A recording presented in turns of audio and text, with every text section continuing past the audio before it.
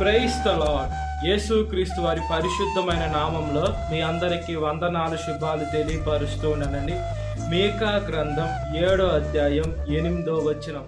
నా శత్రువా నా మీద అతిశయపడవద్దు, నేను క్రింద పడినను తిరిగి లేతును, నేను అంధకారమందు కూర్చొండినను యెహోవా నాకు వెలుగుగా ఉండును అని దేవుని వాక్యం సెలవిస్తుందండి.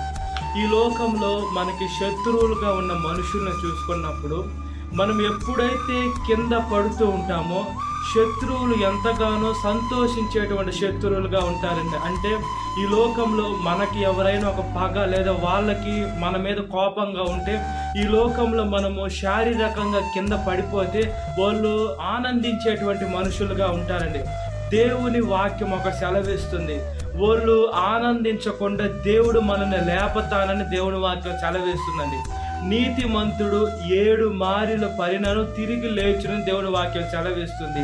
నీతిమంతుడు అంటే ఈ లోకంలో ఏ పాపము చేయకుండా యేసుక్రీస్తుని సొంత రక్షకుడుగా అంగీకరించి నీటి బాప్తీసం తీసుకొని ఏ పాపము చేయని మనుషులు మన మీద యుద్ధానికి వచ్చినప్పుడు మనుషులు మనల్ని ఏదేదో చేసి మనల్ని బాధ పెట్టాలా, అతన్ని ఏదేదో నిందన మోపి అతన్ని దుఃఖ పెట్టాలని శత్రువులు మన మీదకు వచ్చినప్పుడు దేవుడు మన పక్షాల నుండి ఖచ్చితంగా యుద్ధం చేసేటువంటి దేవుడు.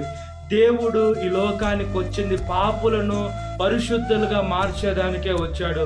ఈ లోకంలో ఎవరు పరిశుద్ధులంటే అందరూ పాపంలోనే ఈ లోకంలో మనుషులు ప్రతి ఒక్క మానవాళి ఉన్నారండి.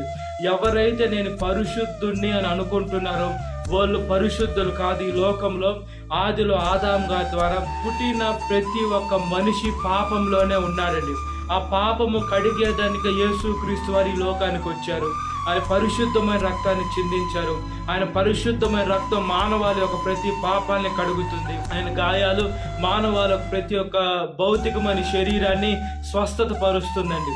మనము కింద పడినా కూడా లేస్తాం. ఏమంటే యేసుక్రీస్తు వారు మనకు ఉన్నారు కాబట్టి. మనం అంధకారంలో కూడా పోయి మనం లేయగలిగితే ఏమంటే దేవుని యొక్క తోడు మనకుంది. ఈ లోకంలో మనం మనుషులు తోడు కోరుకోకూడదు.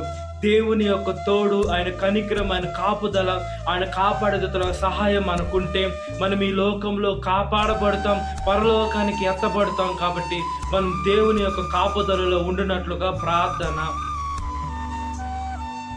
మహాపరిశుద్ధాత్మదేవ, మా ప్రియ పరలోకపు తండ్రి, యేసు మేము కింద పడినా కూడా లేపేటువంటి దేవ మీకు స్తుతులు స్తోత్రాలయ్యా. ఈ లోకంలో మనుషులు ఎంతవరకు అంటే కొంతవరకు లేపుతారయ్యా. మనుషులు పైకి లేపినట్లుగా ఉన్నా వాళ్ళ మనసులో తొక్కిపోయాలని ఆలోచనే ఉంటుంది. వాళ్ళ మనసులో ఈ మనిషి పడిపోవాలని ఆలోచనే ఉంటుంది.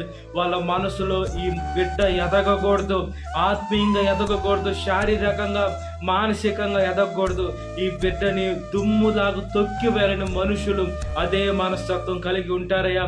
మేము ఎప్పుడైతే మా జీవితాన్ని మీ పాదాల ముందు పెడతామో మీ వాక్యము మా పాదములకు దీపమై ఉంటుంది, మా త్రోవకు వెలుగై ఉంటుంది.